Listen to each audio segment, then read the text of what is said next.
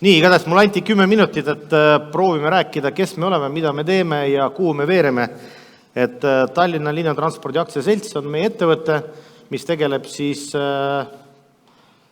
inimeste vedudega Tallinnas, trammiga, trolliga, bussiga ja alustasime seda tegema juba 1888 aasta. Nii, selline näeb välja siis võrgustik, kus on peal kõik liinid, nii trammi, trolli ja bussiliinid. Nii, hetkel on siis meil on nii bussiliine, trammiliine kui ka trolliliine. Ja kui rääkida reisijatest, et see aasta prognoos on vedada 141 miljonit reisijat, kui küsida, kas see on vähe või palju, toon võrdluseks näiteks Riia linn, mis on 2 korda suurem kui Tallinn, veab 150 miljonit reisijat, nii et selles mõttes me oleme oluliselt paremini hakkama saanud, kui seda on Riiga. Nii, meil on natukene üle 500 bussi, 50 trolli ja 70 trammi. Nagu näete, siin on ka välja toodud need vanused. Ja kui liinidest rääkida, bussidel on meil 72 liini ja bussid siis meil teenindasid peaaegu 92 miljonit reisijat eelmise aasta põhjal. See aasta tuleb kindlasti suurem, sest me üle 20% suurendasime bussiliine mahu. Ja kui kilomeetridesse panna, siis on umbes 27,5 miljonit kilomeetrit see aastane läbisõit. Trammeliine on meil 4, 70 trammi teenindab seda ja näete, sõitjaid on peaaegu 29 miljonit ja see aasta, nagu numbrid näitavad, et tulebki umbes 10% kasv. Ja aastane läbisõit on muidugi oluliselt vähem kui bussil, aga see on selge. Ja kuhu me liigume siis, et muidugi me tahame olla hea operaator, et teenindada hästi oma reisijad, samamoodi me tahame investeerida ka tehnikasse ja veeremisse ja muidugi meile väga oluline ja mis väga klapib ka selle visiooni konverentsi mõttega, me tahame vähendada keskkondlikku jalajälge.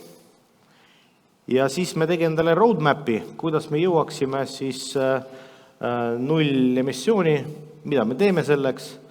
Et esimene asi, mis me tegime, et kui see aasta meil on elektrist moodustab taastuvenergiaallikatest toodetud elekter ainult veerand meie kogu elektritarbimisest, siis hange sai vana läbi, nüüd me tegime uuesti ja nüüd me ostame 100% juba rohelist elektrit. Ja kui panna nagu mõnedesse numbritesse, siis me vähendame sellega 22 000 tonni aastas ja spetsialistid hindavad, see on umbes sama palju kui 10 000 autot Tallinna linnas. Ja sellega me siis teenindame neid reisijad, kes sõidavad trammiga ja trolli, et umbes 40 miljonit. Nii, järgmine etapp on, nagu nägite, et busside keskmine vanus on 9,5 aastat, mis kindlasti ei ole see number, millega uhkust tunda, et Euroopas loetakse heaks numbriks, kui see keskmine vanus on umbes 5 aastat. Ja me võtsime vastu otsuse kindlasti uuendada oma bussiparki, sellega kindlasti kaasneb parem kvaliteet reisijatele, parem muuvad bussid, aga kindlasti siin on ka väga oluline keskkonna aspekt. Nimelt me ei osta enam diiselbusse, vaid me läheme edasi biometaanil sõitvad bussid, mis on ka kohalik kütus ja lähiaastatel me planeerime vähendada või välja vahetada 70% meie bussiveeremi hulgast ja selleks siis ostetakse siis lähiaastatel 350 uut gaasibussi. Ja ka see meede kõvasti aitab meil vähendada ka seda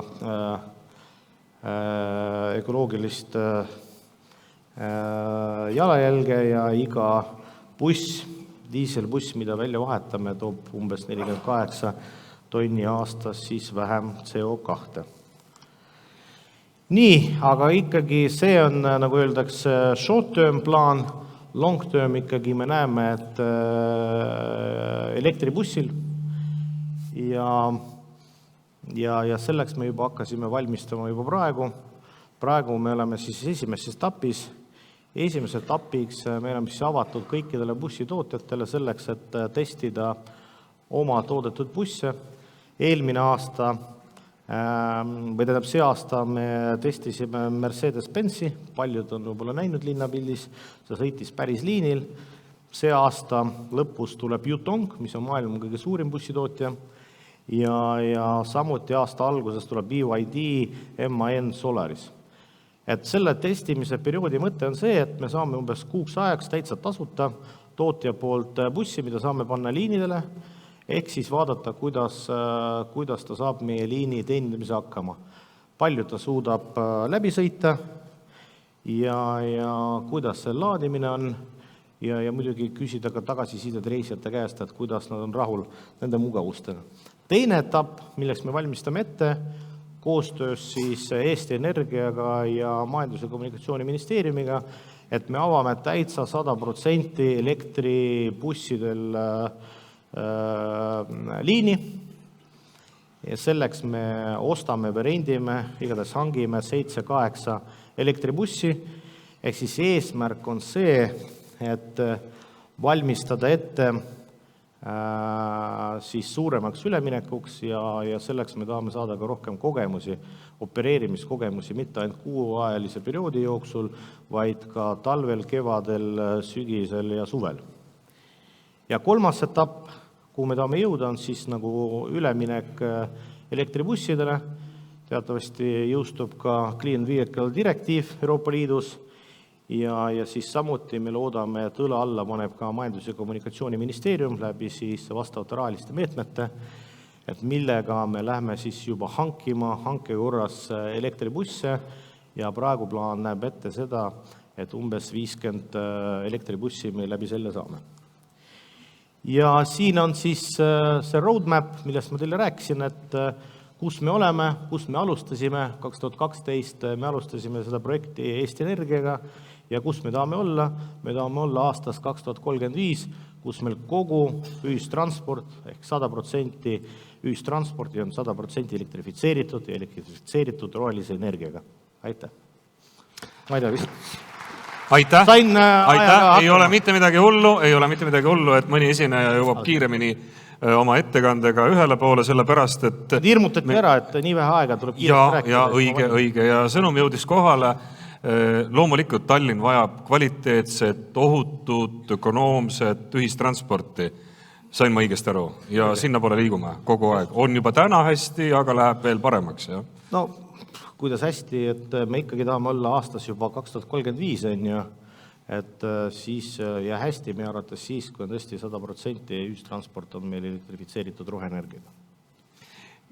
Kuna see plokk tegelikult nüüd, mida alustas Deniss Boroditš, ongi seotud sellega, et milline on tulevik. Kui eelmine plokk rääkis sellest, milline on tänane seis, siis tänane plokk räägib rohkem tulevikust.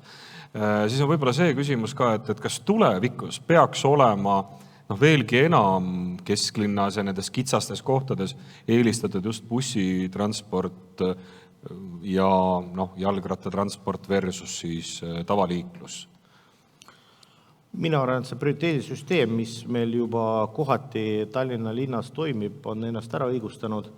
Kõik need bussirajad, mis on linna rajatud, on minu meelest samm õigele teele, sest me kõik saame aru, et normaal- ja tavalises tingimustes ühistransport ei suuda konkureerida sõiduautodega. Ja selleks, et maksimaalselt palju inimesi kalduks kasutama ühistranspordit oma sõiduauto asemel, on just see, et ühistranspordil oleks eelised. Ja kiirus on üks nendest ja kiirust ongi võimalik saavutada läbi selle, andes ühistranspordile siis prioriteedi. Selge, ka sellele küsimusele tulevikku vaatav vastus. Aitäh veel kord ja kohe tuleb ka volikogu esimehelt teile kingitus. Aitäh! Aitäh!